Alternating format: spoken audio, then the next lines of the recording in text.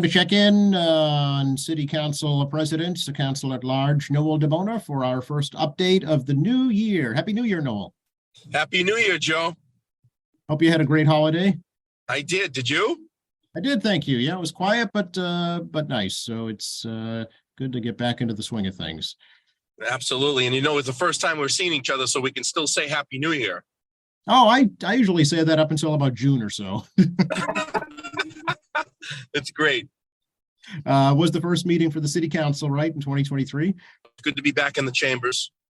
I want to thank all my colleagues for having confidence in me to run us right into the 2023, another 12 months of being the council president. So looking forward to, it's been a great experience. I talked a little bit about QATV and Joe Catalano on Tuesday mornings after the meeting. And I'm sitting down with the mayor every Wednesday before the meeting, along with the, other members, city administration, and going over and setting the agenda for the week. These are things I kind of knew that the council president would do, but just going through the process for a year has been a great experience. So looking forward to another 12 months. And I know that it'll be a very interesting year. We're approaching the 3-year mark for the COVID. It's been a lingering COVID-19 pandemic. It's gone up and down in waves, but we still have cognizance of it, and folks are still cautious at certain times of the year. Certain weeks it goes up a little bit. So we just have to be monitoring it, I guess I could say. Yeah. Any changes in committee assignments this year, Noel? I did not make any changes. The reason being is Councilor Palmucci obviously is moving on to in October as a judge. So I moved the assistant chairs, the vice chairs up to being chairs. Councilor Kane moved up to oversight, and in public works, I moved Councilor Harris up to that one, which was the two committees that Councilor Palmucci had. Judge Palmucci now, Your Honor, here now, but they were moved up back in October, and I'm going to stay the same for the next year. And obviously we have a election coming in, and we'll see what happens with the Ward 4 person, probably become the vice chairs of those two committees because they're open right now. Sure. So, and did you set the calendar for the new year? We set the calendar for the new year. Our next actual meeting got moved a little bit, so we're going to be reconvening.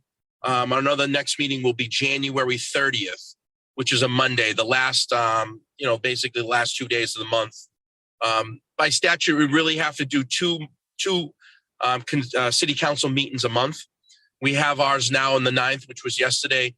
Martin Luther King Jr. is next week on a Monday. We could obviously do it on a Tuesday if we wanted to, but we chose the 23rd, and then we pushed it out to the 30th. So we won't be back into the council chambers for another 3 weeks.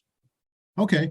And looking at the agenda, it looks like the main item was a presentation from the administration about the EPA's consent decree. Yeah, consent decree. Basically what happened some years ago is we got it's called a civil penalty. We got fined from the EPA. It was $115,000 fine. Now, I know you're thinking, well, how do they center in on Quincy? There's a lot of other coastal towns that do get this civil penalty, this fine. Revere got one, as well as places like even Fitchburg, $140,000 for Revere. So we basically had Al Gracioso, our commissioner from DPW, alongside Joe Shea Jr. with Granite, as well as, our engineering department, our GSI director, come in and just give an overview of what we've been doing over the last few years on, mitigation of it / proactive approach and reactive approaches to sewer, obviously, situations that happen, breaks and stuff like that. So we spend roughly between $5 and $6 million a year on just, the different mechanisms of clean water. So, we obviously have catch basins, we have manholes, we have, we have other mechanisms that the commissioner has been able to do. If you want to know more about this particular consent decree and what we did in the council chambers, obviously on YouTube, you guys at QATV will be uploading this probably within the next day or two, and folks can come back and take a look at it. It's probably at minute 15. We had a couple of other agenda items, and then it goes right into this consent decree. So to get more in depth, we had the commissioner had a great PowerPoint presentation, and it really helped out some of our counselors, like Counselor Harris. Had some stuff on Bayside Road, which is on the water, Orchard Beach in Squantum. And he had a lot of input on that particular area for clean water. And we were able to go back to the slides, go back to the photos, stills, and be able to talk while we were looking at the photos. It's great. I mean, technology has definitely changed for us up at the council chambers and allowing QATV to come in, as well as having these interviews on the next day. So it gives the public an input to seeing the eyes and the lens of what the council meetings are. Yeah, I guess the biggest question, Noel, is the city meeting the EPA's requirements so far? Yeah, yes, we are. And, I don't see where we really weren't doing it. It's just that they're very stringent. They're very, very technical and to the point. And unfortunately, we got that, civil penalty, that fine back some years ago. And we just have to continue to push forward and do some things, like particularly the tide gates. FEMA will come in and say, oh, okay, the tide gates are okay to use. And then the EPA will say, no, they actually aren't. So they contradict each other in the federal agencies. So we're caught in the middle. So what we try to do is have a balance with that and have particular specialists come in with the tide gates. Obviously, it affects the Blacks Creek area.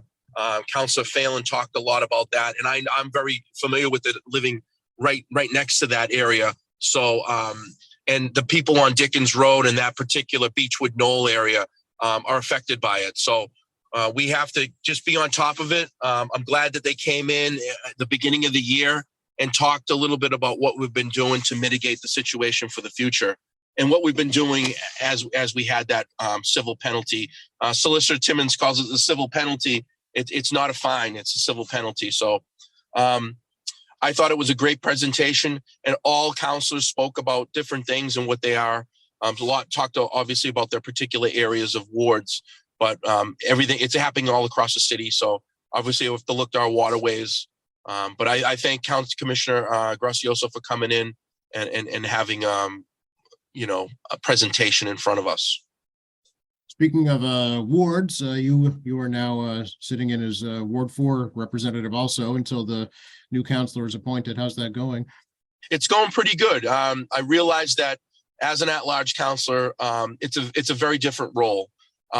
I don't know if the folks out there know this, but the council, the at-large councils, we don't run neighborhood meetings. We leave that to the ward councils in the particular areas.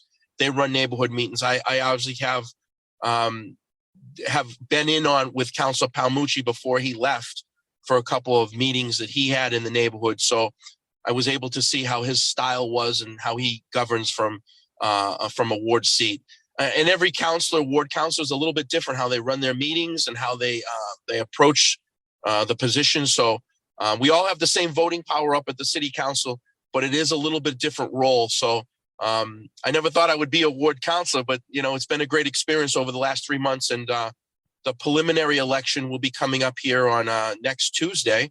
So a week from today, on the 17th of January will be the preliminary, and then it'll knock it down to 2 people.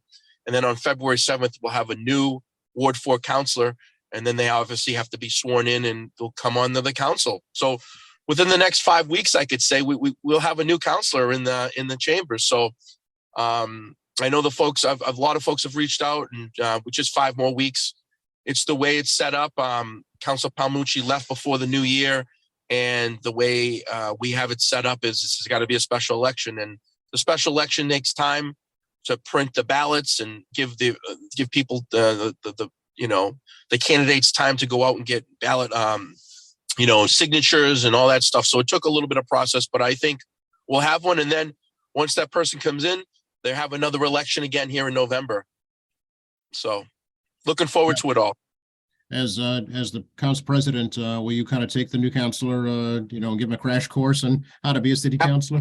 Absolutely. And I also think that some of the ward councilors will also give him him or her input. So I'm just looking forward to having somebody in there. Remember, when you have a 4-4 tie, a 4-4 vote, it's a no vote.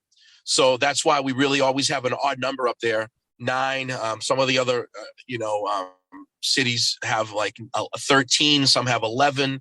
it's always that odd number, because if you're going into voting situations, if you're tied at 4-4, it's a no vote, or it doesn't pass, I guess I could say. So it is important to have that person. Also, in supermajority votes, you need 6 votes. So yeah, you 6 out of 8 right now. So it's usually 6 out of 9. Right. An issue in Ward 4, Noel, I'm sure you're aware, is the development at Furnace Brook and Copeland that's coming up, I think, before the new councilor is elected. So are you representing the neighborhood on that? Yeah, there'll be a neighborhood meeting on January 19th, which is next Thursday, and I'll be hosting at the Southwest Middle School, and it'll be at 6 p.m. The attorney is Robert Fleming from Fleming and Fleming, and Robert Berniers is the developer, and it'll give the folks the opportunity to talk to them about what they're proposing and what their questions or concerns may be. So this meeting is for them. It's between the developer, the attorneys, and the folks that live in that particular area, or anybody that lives in the city of Queens, or anybody that wants to come. So looking forward to having that that particular neighborhood meeting. So Okay, good. We just want to let folks know about that, certainly. yes, Joe. All right.